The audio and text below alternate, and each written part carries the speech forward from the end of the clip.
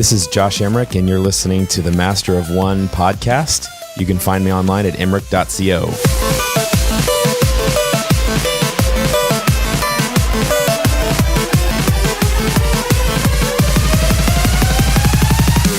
Welcome to another episode of the Master of One podcast, the podcast that's ready to save the galaxy for a price. Part 1 this week, we talk about the Jarvis desk, POW, and Guardians of the Galaxy Volume 2.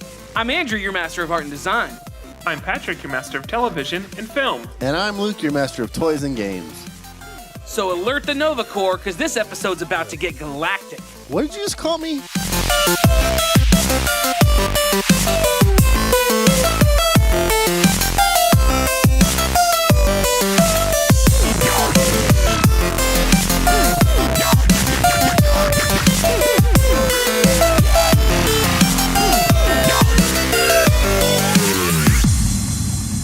We like to kick every episode off by going around the table, which is where we talk about something new, fun, and noteworthy about our weeks. Luke, why don't you kick us off? All right, I'm going to talk about, should I talk about a game or a game?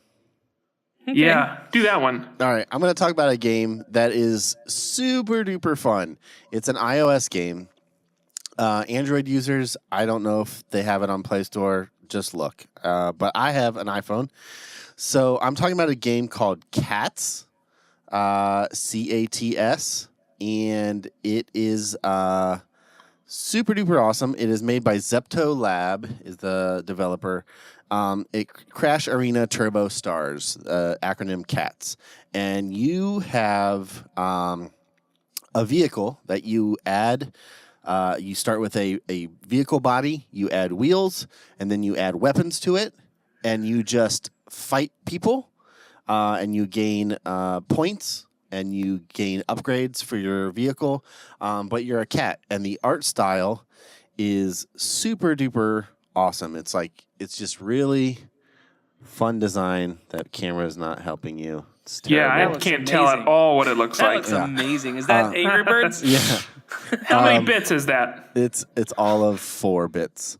But the game it's pretty simple. There's no like levels to beat. There's no there's tiers of like groups that you get put in for like your ranking, but there's not like a story mode or anything like that. It's just straight PvP. You're just playing against other people's builds. You get ranked and you move up and progress to different categories and unlock more powerful equipment, more powerful weapons, and more health for your wheels and your body and all this kind of stuff. And it's set in this really fun kind of design aesthetic, and it's free. You don't have to buy anything. There is a part of the game that has like these coins and gems that you can purchase in-app if you want to. I think kind of everything has that. Microtransactions, yes. But you don't have to do that. I haven't purchased anything yet. I've just been playing it. They have tournament sections that last for a whole day, so you get put in with like 20 people, and you fight through, and whoever is in the top like 4 of that group advance the next rank. It's super simple, and it's really fun. Different weapons do different things. You can have things on your machine that lift up other people and flip them over, or things that make you jump other people. And you just kind of fight towards each other, like on each side, like a fighting game, and you go towards the middle. And then as the match progresses, eventually things come from the side and make the match smaller and smaller. And if you get hit, you blow up and you lose. So the first person to blow up loses. Do you have to fight against real people? It's not. I mean, it's real people in a sense that they have the app and they have their cat manning their vehicle, but it's not like you're not fighting real people in the game. Do you mean? Yeah, you're fighting cats. Yeah. No, I know that, but I'm saying is it like actual people opponents? Yeah, is it PvP or PvE? No, it's PvP. It's straight PvP. That stresses me out. I don't know why. Dude, like it's super fighting simple. a computer. It's fun. It's so stressful to me to know that there's a real person judging everything that I'm doing. But okay, so I got this because another friend of mine played it. I think I'm gonna throw this out there. I think we have a friend of the show playing the game, and I think it's Andrew Kolb. Okay, I was gonna say that if was you don't very say vague. it, that's that was very vague. Yeah, I think it's Andrew Kolb because there's somebody that I've been battling against, moving up in tiers, and their name is Kolb, and I know that he loves his cat. It might be Cat is Neat though. I don't know. It actually might be his cat playing. That actually sounds more feasible. His cat he's way too busy to be playing games. His cat is fine though. Yeah. But all right, Andrew, if you're playing, let us know, and you guys should check it out. It's super easy to play, and it's really fun. So that's it. Okay, who are you tossing it to? I'll toss it to Patrick. Thanks. This is Patrick. Hi, Patrick. Hey. Okay, so it's been just such a busy week. It's been crazy. So I had 30th birthday last week. I had 2-year anniversary last week. I moved over the weekend. So life has been, this week has been super busy and super in flux, kind of, which sets up for the game Flux. Andrew Heath sent me a very nice, so because it's my birthday, I don't know the full story, but my understanding is that my wife reached out to some artists, and one of them that she reached out to was Andrew Heath, and Andrew Heath sent some. Actually, Andrew Heath, I think, is where my mom reached out. To be clear, so Mackenzie reached out to some people, and then my mom, good old Carol, she reached out to some people as well. She reached out to Andrew Heath, and Andrew Heath sent a couple games, Retro Lunacy, and then also Just Desserts.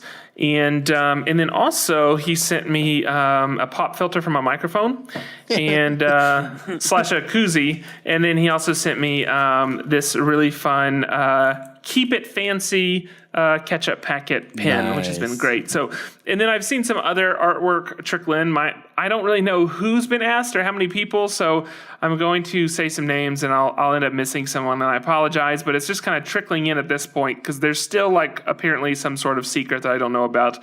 But I've seen a care package from Not Cool Co., which had one of the awesome oh my gosh, I just freaking blanked. Parks and Rec. What's his name? It's Ron Swanson. Ron Swanson had one of the awesome Ron Swanson pins.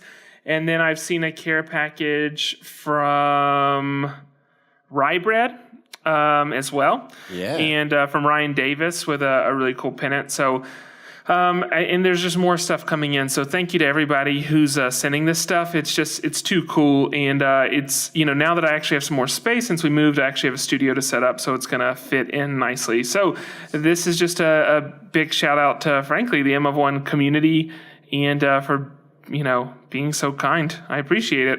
So, hey, That's me. So Andrew, just finish us up.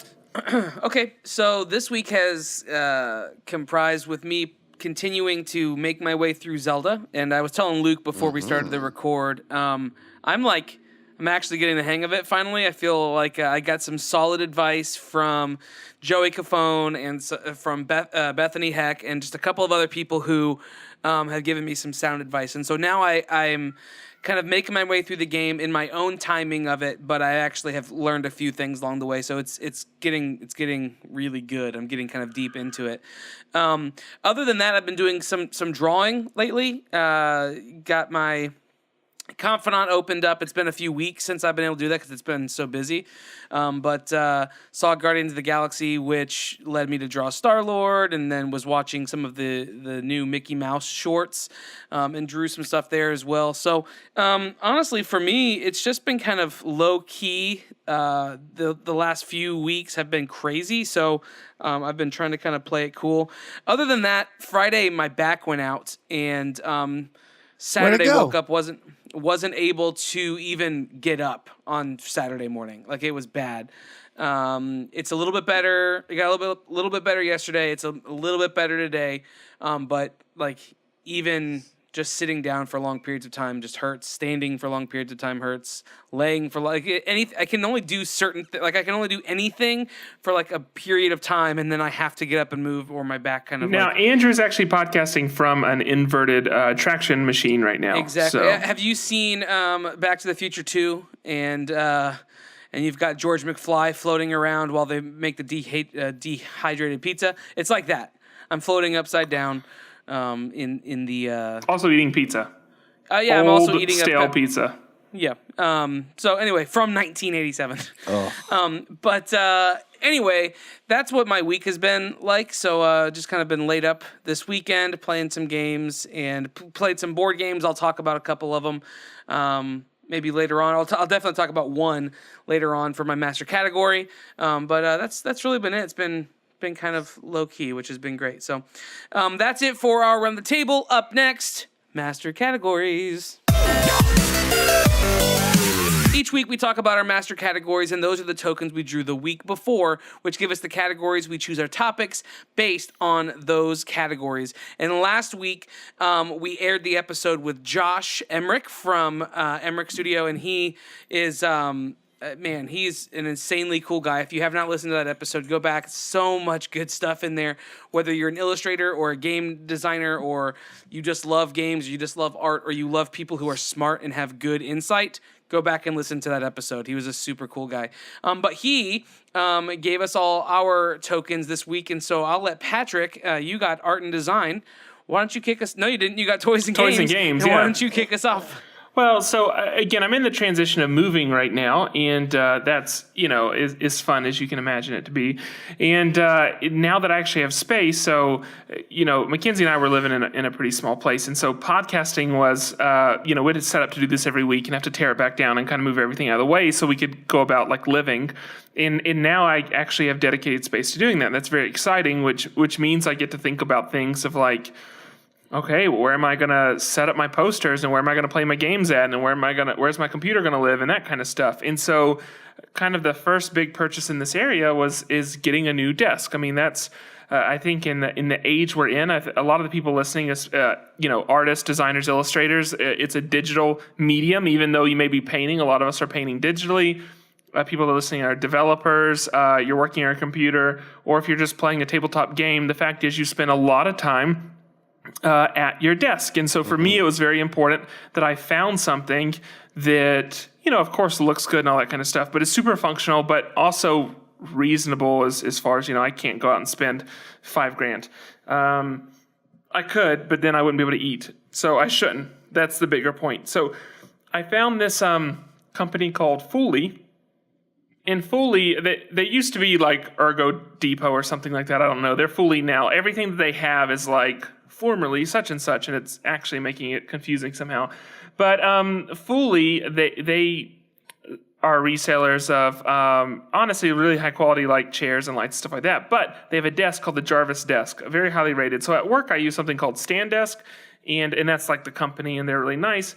But honestly, they're a bit pricey, and so I found this desk, the Jarvis desk, and really straightforward construction, and a lot of options as far as being able to be customized, but super reasonably priced. I mean, I think their base model is like $415, which if you've looked at, and this isn't like a hand crank standing desk. This is like, it's fully electric, and you press a button and it goes up, and $415 for something that's built this solid is super inexpensive. Now, I got some upgrades, so I shared a couple pictures, I think, in the Slack channel, but I went with the Red desk. So Red is, of course, the initiative that's raising money towards AIDS research, awareness, and just is eradication the right word? I don't know the phrasing they use, but we'll go with that. But it is, so it's fully like all the metal components, the legs, the base, everything is red, which just looks super sick. Black top, and the thing is the extended, so it'll go up to a height for someone that's 6'7", which is obviously perfect. That's dead on for me. But another cool thing is they sell these, like, they call them CPU holders, which threw me off for some reason. But they hold like your computer tower. So like I've been able to bolt my computer to the. You said that threw you off for some reason. It seems like that makes sense to me. CPU. Well, a CPU is a component of a computer. Is that where you were lost? Exactly, because the CPU is what sits in the motherboard. It's like the CPU is central processing unit, but it's basically like I believe that's where the ALU is held. That's where it does all your calculation from for all the operations you run. So it's like a small piece, but they mean it as far as like your computer tower. So anyway, whatever. I'm sure everyone's super confused now. But anyway, so it bolts to the bottom to the underside of the top of the desk. So when I raise and lower the desk, it brings the whole computer with it. Is it like Does it have like a bracket that holds the bottom, or like how is it attached to your machine? Yeah, so there's an L-shaped bracket that the machine sits on, and it's height adjustable. And then there's a second bracket that slides in from the other side that's kind of L-shaped that holds the top. So basically it's like that type of shape, around the machine. Wedges it in. It'll hold up to 65 pounds. My computer's pretty heavy. I feel like I'm just like right on the edge of this, but it's all so far working great. It hasn't fallen yet. We're like 24 hours in, so we'll just keep it going. But it's nice. I was able to actually like take the time to while the desk was turned upside down, I laid out all the wiring, zip tied everything, attached everything. So now you don't see anything. There's one power cable that comes down and that's it. Everything moves up and down with the desk, so I don't have to have like extended cables or anything like that. I did get it ported for 2 holes on the top of the desk. You can choose that type of stuff as well. Like you get all the options. But the second one, instead of having like the little grommet that your wires run through, I got a power grommet. So there's just a spot now that has a plug and 2 USB connectors, which is awesome. Oh, that's cool. So I don't have to like fumble trying to reach under my desk and plug things in and those type of things. So, and super quiet, all those things. Now, it did come damaged. The top did, not the desk. The frame was great. But the top, it was dropped on the corner at some point and it chipped off part of the corner. And I actually left a voicemail with Fooly on Saturday, and they're only open Monday through Friday. Left a voicemail on Saturday. Within 30 minutes, someone from the company emailed me back to let me, like a personal email, not a canned one, a very personal one, emailed me back, and they referenced some of the things I said in my voicemail and let me know they would follow up on Monday. And then I didn't have to reach back out. Today they followed up, and they offered me a partial refund, which just made the desk even more affordable. So that's cool. So they would have replaced it. Sure. But they said if you can live with it, then we'll refund, X amount of dollars. And I was cool with it, said sounds good. And they've been just super prompt. So the company's been awesome to deal with. So I know this is a huge advertisement, but I do actually use standing desks every day. And this is my first experience with Fooly. And frankly, it's very refreshing. Not just to have a great product. Great product is awesome, but the customer service is what's been so great. In addition to being a great product. And frankly, it's just having someone call you back when they say you're going to call you back is such a rare thing. Really love the company so far, and they've been awesome. So if you're in the market for a desk, in the market for a chair, in the market for a lamp, go to Fooly.com, check them out. I think it's definitely worth a look. They've been great to deal with so far. That's awesome. Right. All right, who are you talking to? Nope. No, that was a good one. I'm going to throw it to you, Andrew. Why don't you take it? Yeah, so I got art and design this week, and so naturally I'm going to talk about a game. Okay. So if I you've listened to the had show toys and before, games and talked about a desk, so I think You guys are killing Yeah. it. Don't worry, everybody. I got you with the movie. to be fair, Black we made Sails. the rules. So anyway, so if you've been listening to the show for any amount of time, you know that I like games, but I also really enjoy art. And I can't play a game if it doesn't look good. That's There's one just of the a part main me- components that draws you to a game is the art. Sure, yeah. It's for sure like the main component that will get me to take it off a shelf and read about it. Like the mechanics matter, they count. How the game functions, it has to flow, it has to make sense, all that stuff. It can't take 12 hours. those kind of things matter, but then the art, like for me, is what kind of clenches it or seals the deal. So I picked up a game this week, and I'm not going to tell you a ton about how the game functions. I'll give you a little bit of that, but I'm going to talk about the art. This game is called POW, and POW is a game. Here's the basic synopsis. You are a comic book writer, and you are trying to create a well-balanced story. The story is comprised of superheroes and supervillains. The way in which you do that, you lay these tiles down. It's not a card game. It's not a board game. It's tiles. So you have these really sturdy, nice wooden tiles, or cardboard tiles. And they lay out across the top. You have all of the superheroes lined up and all the supervillains lined up, and each of them have numeric values with them. So what you do, you have to try to collect as many of them as possible. The way that you do that is by using these dice, and they have custom dice. Cool. And there's a way in which mechanically that you figure out what card you get or what tile you get. But ultimately, you're trying to create a balanced team, if you will. So if you have 5 superheroes, you want to have 5 supervillains. Now you want your superheroes to have the highest value possible and your supervillains to have the lowest value possible. Okay. Because all the supervillains are negative. So at the end of the game, its highest points wins. That's the general function of the game. Okay. It takes about 15 or 20 minutes to play. Now, the artwork. So hearing that it's a comic book styled game, you could potentially go to thinking about bright colors of red, like primary red, primary blue, yellow, that kind of thing. But this is not that at all. So here's the look and feel of it. It's got this like nice orange and teal based color set. So if you look, here are some of the superheroes. It's teal. I'm moving the back one. It doesn't actually work.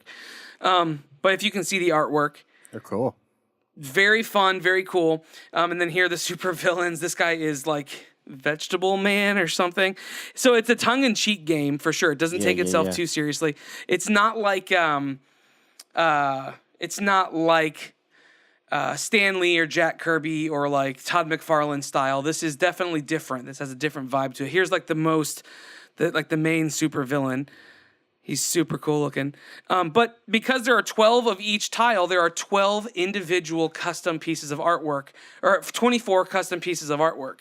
And so because the way the game is played, you lay it out across the table so you see all of the artwork the entire game, which is really, really cool. It's something unique about this game. So anyway, it's quick. It's a fun game. It's fairly luck of the draw with a little bit of strategy. But beyond that, if you're just looking for a pretty game to sit on your shelf, it doesn't take up a ton of room, but it looks super nice. The colors are great. The illustrations are fantastic. It's by Gigamic. That's the game maker. And the game designer is Rainer Knizia. I don't know how to pronounce that, but look it up online. It's kind of actually hard to find online. I think it's a relatively new game, but like I said, check it out. It's called POW with an exclamation point. That's cool. The artwork is fantastic. All right, Luke, why don't you take us on, buddy? Can I real quick say I haven't seen the movie yet? Okay, cool. All right, so I'm going to talk about a movie. I'm going to talk about Guardians of the Galaxy 2. We all have seen the first one. It's fantastic. The second one, man, okay, so I went at the very first showing of the day. Can I clarify what Patrick was getting at by saying that? Were you saying that you don't want Luke to talk about it, or were you just clarifying that you haven't seen it? No, I'm just saying that if anything you're going to say is going to diminish the experience for me, then don't say it. Because I don't know anything about the film. I am excited to see this one, so that's all I was saying. Do your thing, but if you were going to jump into a spoiler, I'm going to have to take my headphones out. I'm not going to do a spoiler, but to be fair, you're the guy that reads all the spoilers. This is the most ironic conversation I've heard in a while. But I won't give spoilers. That's completely fair. Okay, so this is the second installment. Same directed by James Gunn. Same cast of written characters. Written by James Gunn too, right? Written by James Gunn and a host of other people. Same, we have Chris Pratt as Star-Lord, with Zoe Saldana as Gamora, Dave Bautista's back as Drax, Vin Diesel as Baby Groot, Bradley Cooper as Rocket, and then we have our whole other cast of characters that everybody is growing to know and love. I went to the first showing of the day at like 9 in the morning because it's showing on 3 screens at our theater, which was awesome because I was actually able to see it. Like I dropped the kids off from school, went and saw the movie, and I was back by lunchtime to get some work done before they got done from school. That was sweet. I want every movie to be available at 9 in the morning. It was so fun. It is such a blast of a film to sit through. I was laughing at the opening credits. I had a completely joyous smile on my face through most of the movie.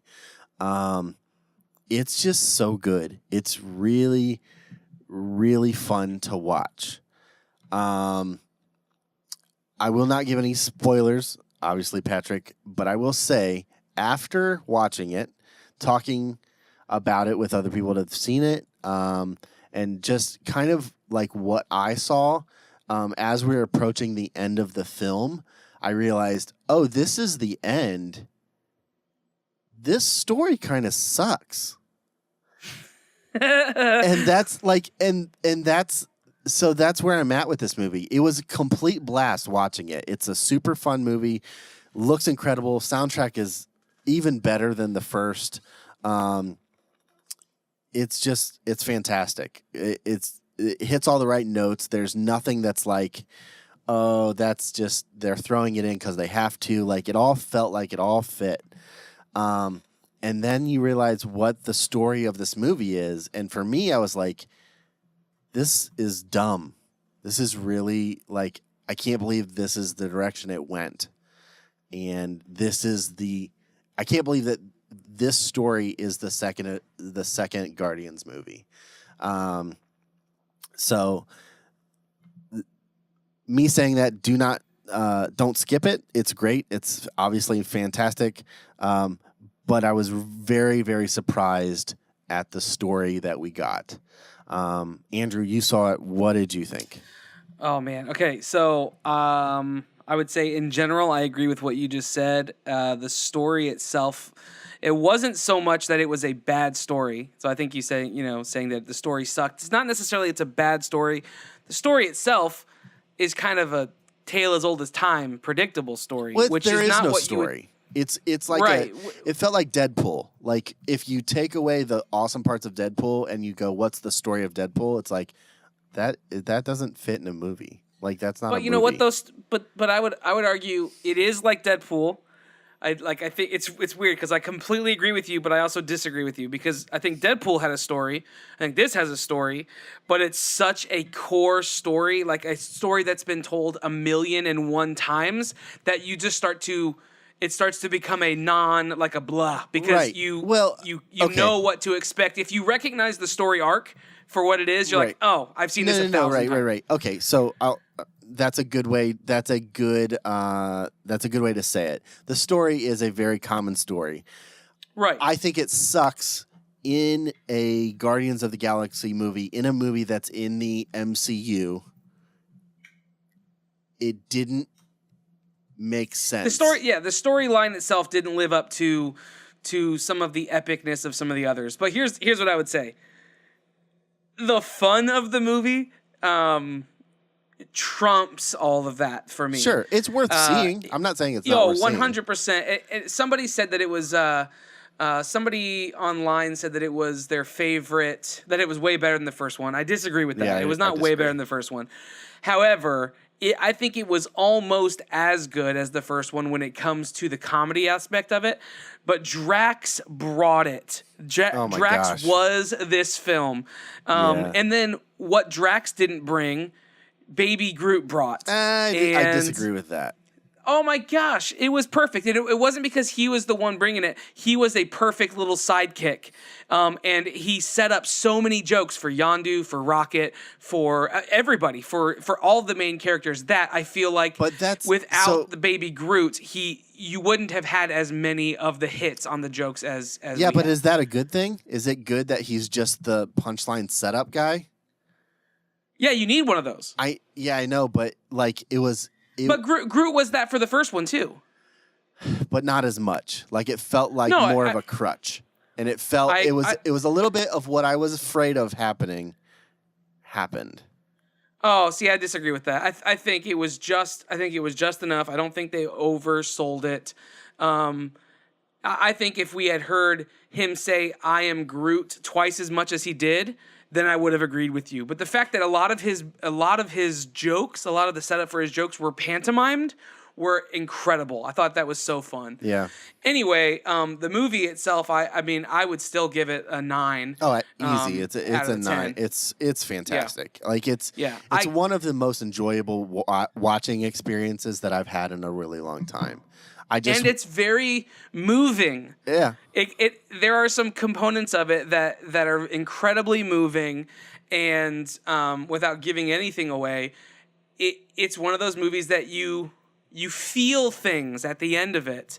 Not because of the main story arc by any stretch of the imagination, but it's kind of some of these little jaunts down some of the other stories that you feel things at the end. And so I give it 2 thumbs up. I'm going to see it again in theaters. Yeah. I also saw was it 3D, able to get the XD 3D, and I want to see it in regular just to see what I did get the Tom Whalen the pint glass, and I went to pick up my pin, and the pins hadn't made it yet because of some flooding in Indiana.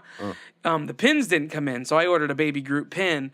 And so because of the inconvenience, they are shipping me an Awesome Mix Volume 1 pin for free. Oh, that's cool. From Tom Whalen. So, yeah, that all worked out. So, man, go see definitely see it, Guardians of the Patrick. Galaxy. It's, I mean, you gotta Planning see on it. I'm going to. Tonight? No. As soon as this is done? No, I have work to do. But eventually, it will get seen. It'll get seen before we talk next time. Cool. Good. All right, I think that's it for our master categories, which means that's it for this episode. You can find us on mof1podcast.com, or you can find show notes and links to all the stuff we talked about in this episode, as well as a whole slew of other things, including an archive with people who are amazing and talented and everything in between. You can find us on this Slack channel, which is where our community happens day in and day out. Go to mof1podcast.com/Slack to join the community there. You can find us on iTunes. Just search M of1 Podcast. There you can subscribe, and we will come to you twice a week, every single week. Once you've done that, rate and review. It helps us a ton, doesn't cost any money, takes very little time, but it helps us tremendously. Go on there, and if you leave a review, we will read it on air. We promise. We will do it in the best way that we possibly can, which is usually with voices. You can also still pick up. We have a handful of our coloring books left. If you want one of those, get one now because they are going to go away. We have a handful left. Go to mof1podcast.com. It's on the homepage there. You can just click on it and buy one. They are fun, and so you want to pick those up. They're super cool. And I think I'm missing something. Oh, social media. Go to M of1 Podcast on all the different socials. Connect with us on there. Talk with us. We've been highly active on Twitter lately and Instagram as well. Find us on there. We have personal social medias. I'm Andrew Sale. Let me try this again. I'm Andrew Sale with 3s instead of E's on all the different platforms. I'm Patrick at the Great Patsby. That's with 2 A's. Just on Instagram. It's just weird. The way you set this up is just so bizarre. I don't even know what to do. How bizarre. I have to say it every time. And I'm Luke Gall on Instagram and Twitter. And that's all. That's all, folks. Let's get out of here. I'm Andrew. I'm Patrick. I'm Luke.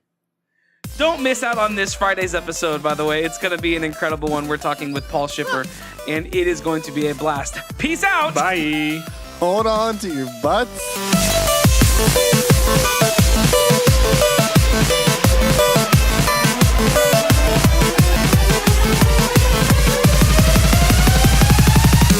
Part 1 this week, we talk about Jarvis' desk. Okay. Can you do it in English? Can you do the show in English, please?